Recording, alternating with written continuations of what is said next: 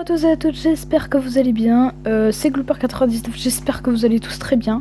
Aujourd'hui on se retrouve sur une petite map, donc c'est le début de ma ville, mais aujourd'hui je vais vous faire un petit tuto comment faire un courant de redstone avec un cadre. Donc n'hésitez pas à liker la vidéo et à vous abonner, ça fera toujours plaisir. Alors pour ce tuto, je vais vous montrer les blocs que vous aurez besoin. Vous aurez besoin de comparateurs de redstone, de la redstone. Peu importe le bloc, mais il vous faut des blocs si vous voulez le faire en hauteur. Moi je vais faire un système de portes, donc je vais utiliser des portes en fer. Il vous faut un objet, peu importe. Moi je vais utiliser un bloc de redstone. Et c'est tout. Et si vous voulez ouvrir efficacement des répéteurs. Donc, et un cadre, forcément. Attends, j'oublie plein de trucs. Alors, déjà vous allez commencer par faire un cadre de porte, comme ça. Tac, tac, tac. Voilà. Ensuite, vous placez vos portes en fer de cette manière-là. Ensuite, vous placez votre cadre juste ici, là. Vous placez votre item à l'intérieur. Vous posez un bloc derrière, donc il faut que ça soit, voilà, comme ça. Vous placez votre comparateur de cette manière. Il faut que celui-ci soit allumé et il faut que la flèche en blanc, elle soit comme ça, qu'elle parte comme ça en fait. Ensuite, vous allez utiliser un autre bloc et vous allez placer un courant de redstone, vous allez le faire glisser jusqu'ici comme ça. Et ensuite, vous mettez deux repeaters comme ça. Et maintenant, à chaque fois que vous allez faire tourner l'item en fait, et bah, le courant de redstone va s'allumer en fonction. Et vous pouvez toujours le fermer. Alors c'est un système très artisanal, j'ai envie de dire.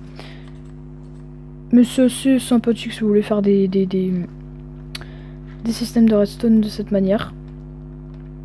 Et maintenant je vais vous montrer un deuxième système de redstone qui est plutôt pas mal. Et le deuxième système de redstone, c'est utiliser un observateur pour faire un piston qui se pousse et qui rétracte très vite. Vous aurez besoin donc d'un piston et d'un observateur et d'un bloc si vous voulez l'utiliser ce bloc. Et il faut faire ça intelligemment, un piston collant. Vous allez placer votre piston collant de cette manière. Vous allez orienter la flèche. Alors vous allez placer Alors par contre, voilà. Il faut que votre flèche parte d'un côté et de l'autre.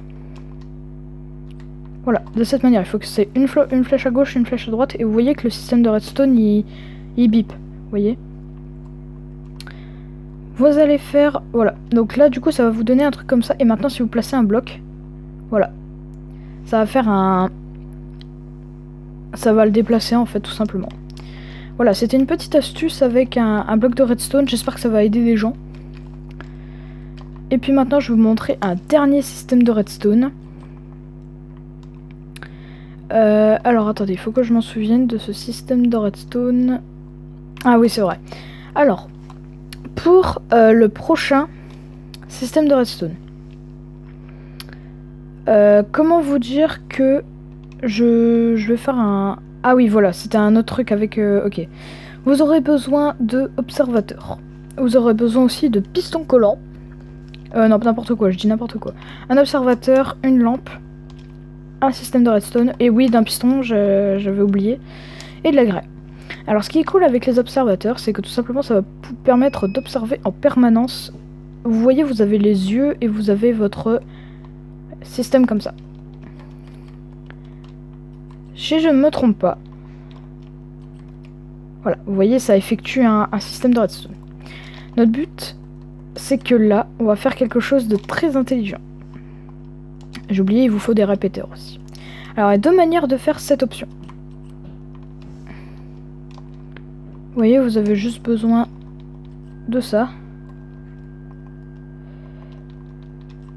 Hop, vous faites un cercle intelligemment, voilà. Tac, tac, tac. Vous allez mettre des repeaters. Pas trop lent quand même. Si, vous les mettez en très lent. Très lent. Hop là. Et puis vous allez en placer un autre ici. Vous voyez, La lumière va s'allumer plusieurs fois. Voilà, donc ça c'est la première manière pour l'effectuer. Et la dernière manière, qui est une de mes préférées je pense, vous allez encore utiliser un observateur. Non, c'est l'avant-dernière façon de le faire. Ce qui est cool aussi, c'est que vous pouvez le faire comme vous voulez. Vous voyez, vous pouvez le faire à fond les ballons. Hop là. Et puis, si vous voulez un peu plus de fun, mais ça va laguer de ouf, si vous le faites par contre. Voilà. Vous voyez, ça va un peu laguer, mais ça peut être un truc cool si vous voulez faire clignoter une lampe.